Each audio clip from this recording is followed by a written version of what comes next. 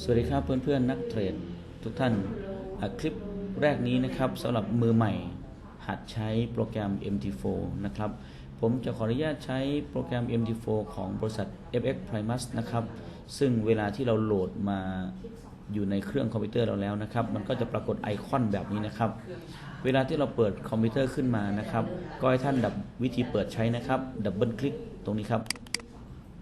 ดับเบิลคลิกที่ไอคอนเลยนะครับโปรแกรมก็จะเปิดขึ้นมาครับอันนี้คือการเปิด MT4 นะครับ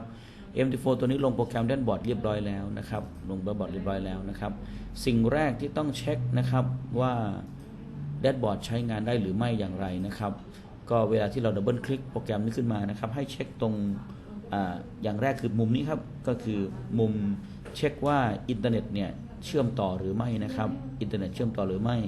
แล้วถ้าโปรแกรม Active นะครับจะมีสัญลักษณ์ตัวเลขนี่ครับวิ่งขณะนี้เป็น 181/6 KB นะครับถ้าไม่มีตัวเลขนี้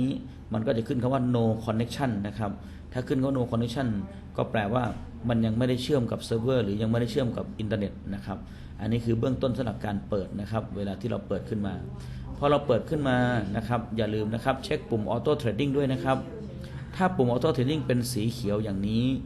ก็แปลว่าแดชบอร์ดพร้อมใช้งานแต่ถ้าเกิดยังเป็นสีแดงแบบนี้นะครับแดชบอร์ดก็ยังไม่พร้อมใช้งานนะครับต้องกดคลิกเมาส์ซ้าย1ครั้งครับก็จะเป็นปุ่มสีเขียวขึ้นมานะครับต่อไปนะครับในการเช็คพอร์ตนะครับในการเช็คพอร์ตว่าขณะนี้ท่านอยู่ในพอร์ตลำดับที่เท่าไหร่หรือเลขที่อะไรนะครับให้ดูเลขที่ตรงนี้ครับ501621 946นะครับเป็นของ Primus Market Practice Demo นะครับขึ้นว่า Demo Account หรือ Practice Demo Account เนี่ยคือโปรแกรมทดลองนะครับถ้าเป็นโปรแกรมของจริงจะขึ้นคำว่าPractice Market Primus Market แล้วก็ Live นะครับ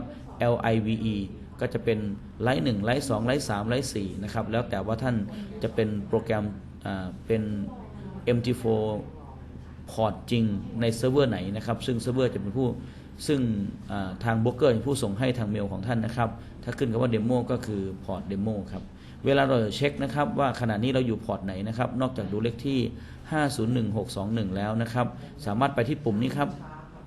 ปุ่มนี้เรียกว่าปุ่ม Navigator นะครับปุ่มนี้ Navigator บางทีเวลาเราเปิดขึ้นมานะครับถ้าแถบเครื่องมือนี้ไม่มีนะครับอันนี้เรียกว่าแถบเครื่องมือไม่มีให้ท่านลองกด F11 ดูนะครับกด F11 ที่แป้นพิมพ์นะครับเห็นไหมฮะแดชบอร์ดจะขยายขึ้นมาเต็มจอพอกด F11 อีกครั้งหนึ่งนะครับก็จะ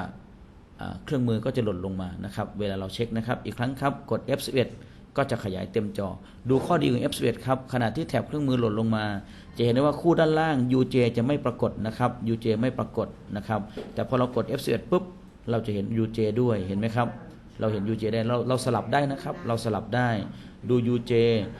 ดูแบบเต็มจอแดชบอร์ดเต็มจอหรือ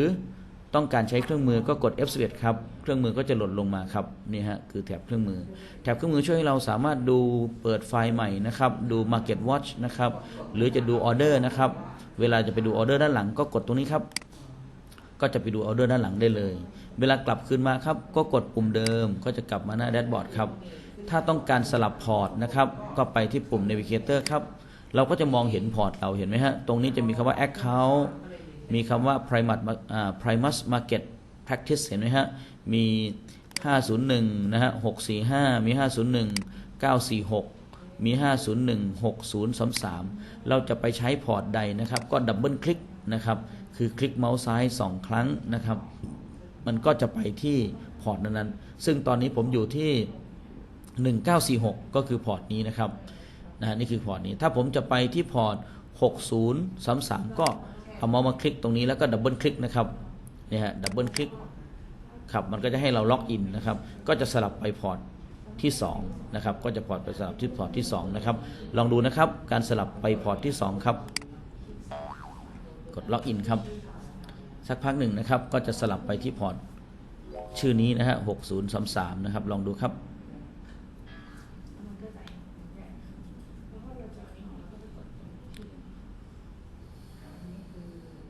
เห็นไหมครับนี่คือการสลับพอร์ตข้อสังเกตครับทุกครั้งของการสลับพอร์ตนะครับปุ่ม Auto Trading จะปิดตัวลงก่อนนะครับเพื่อเป็นการปกป้อง พอร์ตของท่านนะฮะหรือยังไม่ให้รันทันทีนะครับข้อสังเกตนะครับเวลาเราสลับพอร์ตเข้ามาตอนที่เราอยู่พอร์ต1946เนี่ยปุ่มนี้เป็นสีเขียวแล้วนะครับแต่พอเราสลับมาพอร์ตใหม่นะครับปุ่มจะเปลี่ยนมาเป็นสีแดงทันทีฉะนั้นมือใหม่ที่หัดใช้แดชบอร์ดก็จะปรากฏว่าทำไมเราถึงใช้ปุ่มต่างๆในแดชบอร์ดไม่ได้นะครับเกิดจากอาการที่เรายังไม่ได้เปิดปุ่มออโต้เทรดดิ้งนะครับ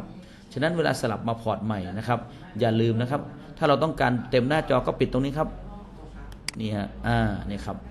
อยากขยับมาใหม่ก็กดตรงนี้ครับกด Navigator อีกครั้งหนึ่งครับก็จะทำให้หน้าจอเต็มนะครับอยากจะดูพอร์ตก็กด Navigator อีกครั้งหนึ่งหรือจะปิดตรงนี้ก็ได้นะครับและอย่าลืมนะครับทุกครั้งของการสลับพอร์ตนะครับอย่าลืมเปิดปุ่มออโต้นะครับถ้าไม่เปิดปุ่มออโต้ตรงนี้ปุ่มกดเซลล์ก็ดีปุ่มกด buy ก็ดีนะครับจะไม่แอคทีฟนะครับจะไม่แอคทีฟนะครับอย่าลืมนะครับอย่าลืมตรวจเช็คตรงนี้ทุกครั้งของการสลับพอร์ตนะครับอย่าลืมตรวจเช็คปุ่มออโต้เทรดดิ้งนะครับต้องกดให้เป็นสีเขียวก่อนเสมอนะครับท่านก็สามารถที่จะใช้งานแดชบอร์ดได้เลยนะครับนี่ฮะครับต่อไปครับพบกันในคลิปใหม่นะครับสมมุติเราจะออกจากโปรแกรมครับเราจะออกอย่างไรนะครับท่านก็ปิดตรงนี้ครับเรียบร้อยนะครับจะเปิดก็ดับเบิลคลิกขึ้นมาใช้งานนะครับจะเปิดก็ดับเบิลคลิกขึ้นมาใช้งานนะครับคลิปนี้ไว้สำหรับเบื้องต้นนะสำหรับมือใหม่นะครับที่หัดใช้แดชบอร์ดนะหัดใช้โปรแกรมนะครับโอเค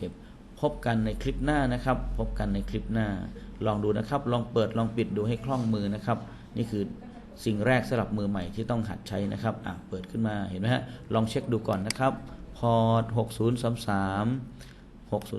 นะครับตรงกันนะครับถ้าจะสลับพอร์ตก็ไปตรงนี้แล้วดับเบิลคลิกนะและอย่าลืมทุกครั้งที่สลับพอร์ตปุ่มออโต้จะปิดลงนะครับพบกันในคลิปหน้าครับสวัสดีครับ